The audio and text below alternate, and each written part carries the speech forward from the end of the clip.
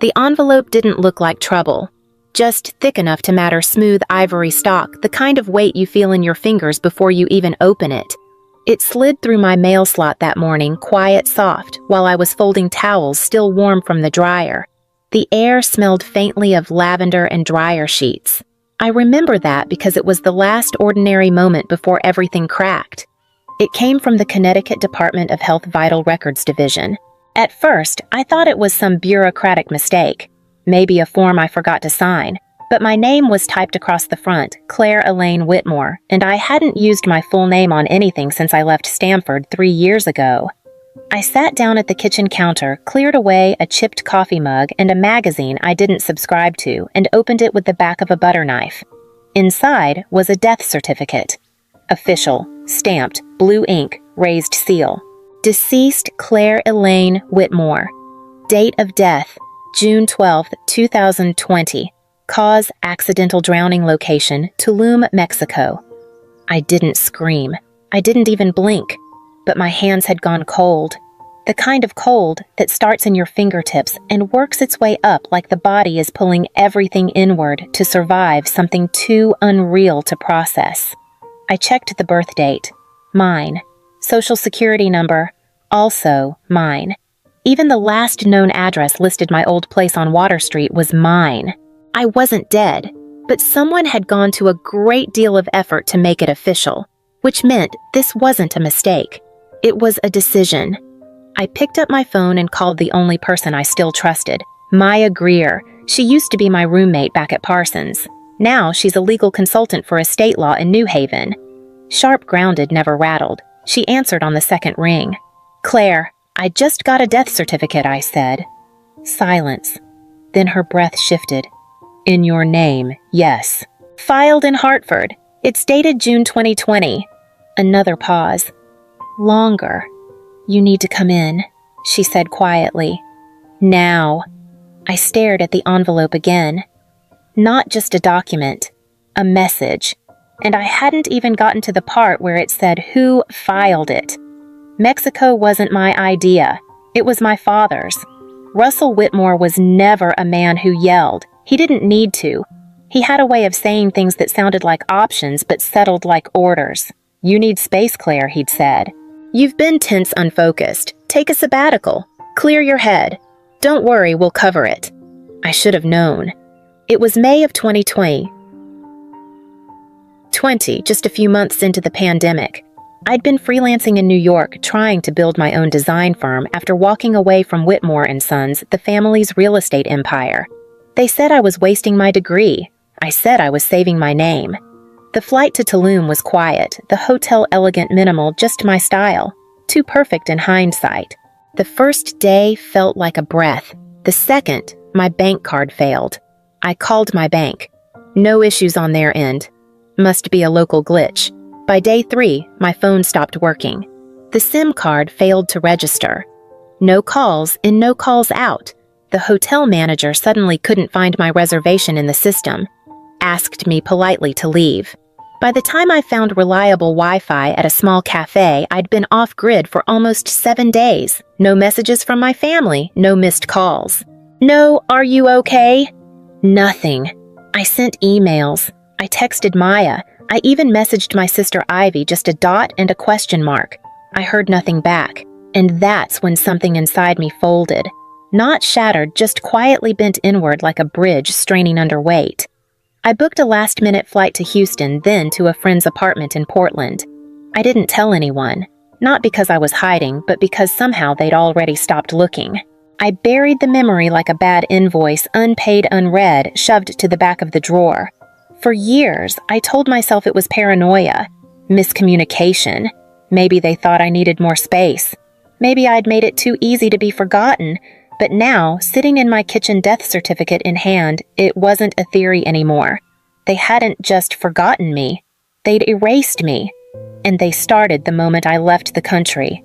I met Caleb Dawson once when I was 19. Back then, he was just the man in the gray suit who handled my grandmother's estate. I remembered his voice, low, slow measured, like a metronome, and the smell of his office dried paper and peppermint oil. The scent hadn't changed. He looked up when I stepped inside. "Claire." "In the flesh," I said, and because I didn't trust myself to sit still, I stayed standing. He gestured to a chair anyway. I took it. I placed the death certificate on his desk. He read it slowly, expression unreadable. "I never believed it," he said finally. "But I also never had proof otherwise." "I'm here now," I said, "and I need to know what they've taken." He opened a leather folder, thick, worn edges softened by time. Inside were copies of my grandmother's trust documents.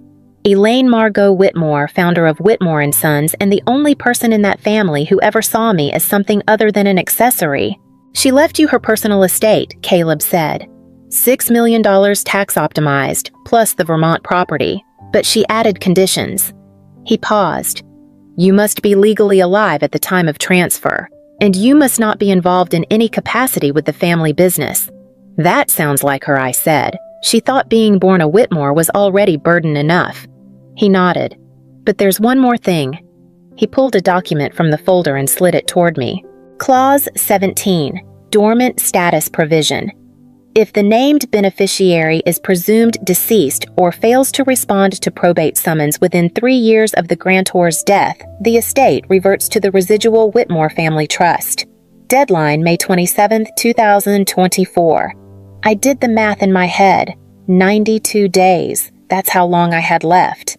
If I didn't reverse the death certificate, restore my legal identity, and validate the inheritance before then, the entire estate would legally belong to my father and brother. They hadn't just erased me for revenge. They'd done it for access, and they'd almost gotten away with it. Caleb slid me a copy of the trust and leaned back. "I can help you file, Claire, but this won't be quiet." "I don't need quiet," I said. "I need daylight." He gave a small, sad smile. "Then start digging. And be careful. They've had a 3-year head start." I left his office with 2 folders in my bag, one holding the terms of my grandmother's trust, the other a reminder that somewhere out there my name was already spoken of in the past tense. The envelope this time was hand-delivered, cream-colored, embossed with the seal of the Connecticut Probate Court. It arrived just after 9 a.m. while I was adding sticky notes to a timeline Maya and I had drafted on my dining table the night before. Inside, petition for emergency conservatorship, filed by Russell Whitmore and Jacob Whitmore. Grounds: ongoing delusional behavior, paranoia, emotional instability, inability to manage financial decisions. There was a note in my father's handwriting clipped to the front. It wasn't personal, just factual, like he was documenting a malfunction. "We believe Claire is a danger to her own legacy. Her refusal to acknowledge reality is affecting the family's integrity." I didn't laugh. I didn't cry either. I just folded the document once, then again, and placed it on the table. Then I walked calmly to the kitchen sink and threw up. Not because I believed any of it, but because I recognized every word. They weren't inventing new lies. They were weaponizing old ones. Back in 2020 in Mexico, I spent 3 nights in a private clinic after a panic episode brought on by heat exhaustion and the loss of my passport. It wasn't a breakdown, it wasn't psychosis. It was shock, and my family paid the bill quietly, then never mentioned it again. Until now. Maya arrived 20 minutes later, saw my face, and didn't ask. She just picked up the envelope, scanned the header, and exhaled through her nose. "We'll need your medical records," she said. "I still have them," I replied. "I kept the originals."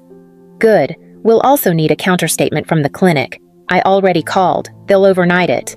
Her mouth twitched somewhere between a smile and a frown. "You're good at this," she said. "No," I replied. "I just know how far they'll go." We worked in silence the rest of the morning, organizing files, labeling every interaction. We weren't preparing for a court case. We were preparing for war. By noon, my sister Ivy showed up. She was the last person I expected to see. Her hair was pinned back neat proper, just like our mothers used to wear it, but her hands were shaking. She held a manila envelope to her chest. "I shouldn't be here," she whispered.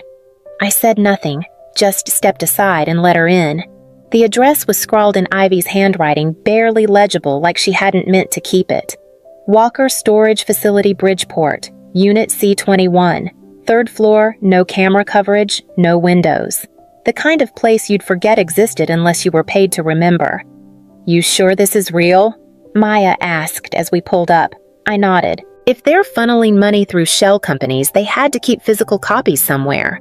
And Russell never trusted cloud storage. With us was Eli Martinez, a forensic accountant Maya had worked with on a fraud case 2 years back. Quiet, blunt, brilliant. He carried a hard case with cables, backup drives, and one portable scanner that looked more military than legal. 2 hours, he said. In and out. Inside, the air was heavy with dust, cardboard, and toner. We climbed a stairwell that groaned under our weight. Every step sounded like we were entering a place not meant to be walked back into. Unit C21 was behind a rusted metal door. No lock, just a broken latch and silence. Eli opened a dented file cabinet in the corner. 5th drawer down a red folder labeled Archive 9, Client Risk Reports. Inside, copies of loan agreements with Eclipse Finance forged with my name. Transfers to Legacy Recovery LLC, a Delaware-registered shell company. A passport scan that looked eerily real except for one thing. The expiration date. I'd never renewed my passport that year. "Here," Eli said, pointing to a line on one document. "Borrower, Claire E. Whitmore. Amount $2. $400,000. Jurisdiction, British Virgin Islands. They used your identity to move funds through offshore accounts," Eli muttered. "Structured just below mandatory reporting thresholds. It's textbook laundering, and it only works if you're dead." He flipped the page. There it was. A memo from Jacob Whitmore to someone named Bernard Lake, the family's corporate counsel. Subject Phase 2. Discredit plus invalidate. If she resurfaces, we go psychiatric. We already have Alan on standby. Alan, Dr. Alan Kirshner, the name on the fake psyche val. My breath caught in my throat, not from fear, but from the quiet confirmation. This had never been about concern. It had always been about containment. Eli copied the files to 3 drives, each one labeled and sealed. One for Caleb, one for the AG's office, one for insurance. We left the building without a word. Some truths are too big to say out loud the first time. I sat in the car staring at the plastic case in my lap. "They didn't just try to erase me," I whispered. "They built an empire out of my disappearance." The rain that morning was light but steady enough to turn the courthouse steps into mirrors. I saw myself in each one. Black coat, hair tied back, eyes steady, and over it all the unfinished blazer I'd once designed and never dared wear. The courtroom was on the 4th floor. Fairfield County Probate Court. A clerk glanced up as Maya and I entered, eyes widening but didn't speak. Behind me, Caleb walked in silence. Beside me, Eli held a sealed evidence envelope. We weren't there for spectacle. We were there for correction. But the moment I stepped into the hallway, the temperature changed. Conversations hushed. A woman dropped her pen. Someone near the window whispered, "That's her." Phones rose like reflexes. The dead daughter had returned. At the courtroom door stood Russell Whitmore in a navy suit and a stillness that bordered on contempt. Beside him, my brother Jacob paced like a man too tightly wound. My mother Charlotte was a step behind them. Pearl earrings, gray trench, not a single wrinkle out of place. She looked up as I approached. Didn't blink, didn't speak, just looked. And then she said soft and cold, "Claire." Not, "You're alive." Not, "How just my name," like it had never been missing. I passed them without pause and stepped into the courtroom. The clerk behind the desk froze halfway through filing papers. "I'm here to file a motion," I said, my voice clear, "to revoke a death certificate issued in error, and to reinstate my legal identity." He stared, then slowly reached for the folder in front of him. Caleb spoke next. "We have documentation ID, travel records, medical files, notarized letters from both myself and the attending physician from Vermont General." The judge, a woman with steel gray hair and square glasses, adjusted her seat. "This is unusual," she said, "but not unprecedented," Maya added smoothly. A beat. Then Russell stepped forward, tone measured. "This is clearly an emotional disruption, Your Honor. We, my wife and I, were told by professionals that Claire was compromised. She disappeared for years. She disappeared, I said, cutting him off because she was erased. He didn't flinch. He just folded his hands behind his back like we were in a boardroom, not a courtroom. The judge looked from him to me. To be clear, she said, "You are asserting that your death was falsely declared and that legal documents were submitted under fraudulent pretenses." "Yes, Your Honor," I said, "and I have the evidence." She paused. "This matter will require identity verification through official channels. 30 days. You will return then." The gavel fell. Motion recorded. Hearing continued. Room adjourned. I turned once more toward the people who called themselves my family. "You buried me on paper," I said softly, "and I'm here to show you how I dig." Then I walked out.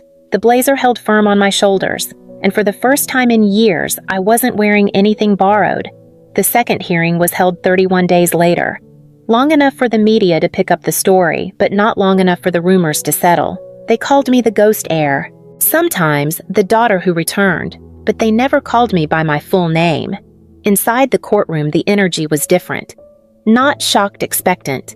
The air was tight heavy with the sound of paper shuffling, heels clicking, and phones set to silent, but always watching. I sat between Maya and Caleb, a folder of documents in my lap. Across from us, Russell looked bored. Jacob tapped his foot under the table like a boxer waiting for a bell. Charlotte stared straight ahead, palms folded, wedding band twisting slightly on her finger. In the back row, Ivy sat alone. The judge entered. Case number 20483, Whitmore v. Whitmore motioned to reverse, declared death, and restore legal identity. Maya stood first, then Caleb, then me. We walked the court through everything, the forged death certificate, the fake psych evaluation written by a doctor who'd never met me, the shell companies, the wire transfers, the $2.4 million loan tied to a forged passport, and the memo marked Phase 2, discredit plus invalidate. Then it was Ivy's turn.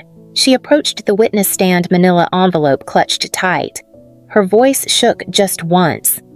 "I found this in Dad's home office," she said. "They weren't worried she was unstable. They were worried she'd come back." She handed the judge a printed email thread, one between my father and their legal consultant. Subject line, "If she resurfaces." The judge read in silence, then looked back at me. "Miss Whitmore," she said, "do you wish to address the court?" I stood slowly. "I didn't die," I said. "I disappeared because that felt safer than staying. I disappeared because silence was the only way I knew to survive a family that couldn't stand my voice. But I came back. Not for money, not for revenge, just for something simple. The truth with my name on it." The room held still. Even Russell said nothing. Even Jacob, fists clenched, didn't speak. The judge nodded once. Motion granted. Identity reinstated. All estate transfers suspended pending federal investigation. This court recognizes Claire Elaine Whitmore as legally alive and in full capacity. Gavel. Done. I didn't look at them when I left. They didn't reach for me either. But as I stepped through the courthouse doors into the afternoon light, Ivy followed. She didn't speak. Just slipped a folded note into my hand. In her handwriting, I couldn't undo what they did. But I believe you were never gone. And for the first time, I felt the past break just slightly, enough to walk forward without dragging it. 6 months later, I opened the doors to a place called the Whitmore Room. I didn't keep the name because I forgave them. I kept it so they'd never be able to pretend I didn't exist. It wasn't much, just a converted walk-up in downtown New Haven. 3 rooms, 1 coffee machine, and a wall of corkboard where we let survivors post their truths on yellow sticky notes. Some were short. He said I imagined it. They told me I should be grateful. I believed them until now. Most ended with no punctuation. Just open wounds turned outward so they could finally breathe. The work we did wasn't glamorous legal aid resource, matching quiet advocacy for people erased by systems that should have protected them. Not all of them had families like mine. Some had worse. But we shared one thing. We were all alive. And we weren't letting anyone write us out again. On the morning of our first workshop, a package arrived. No return address. Wrapped in soft gray paper, hand-tied with a piece of ribbon I hadn't seen since childhood. Inside was a flat portfolio. No note. Just a familiar sketch. My blazer, the one I'd designed at 24, folded away during the Mexico trip. Thought lost. The corners were worn, edges smudged with ink, but I knew it was mine. There was only one change, a handwritten line at the bottom in a script I hadn't seen in months. You were always meant to stand. Mom. I stared at the paper for a long time. I didn't cry. I didn't smile. Some wounds don't bleed, they just harden into quiet resolve. That night I opened a new sketchbook, not for fashion. I drew out a blueprint, a second shelter. Legal clinic on site, kitchen facing the street.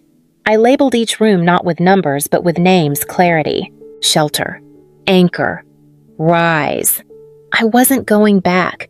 I wasn't building to remember them. I was building so no one else would have to disappear to survive. I wasn't unstable. I was inconvenient, and they needed that gone. If you've ever been erased just to keep someone else comfortable, I see you.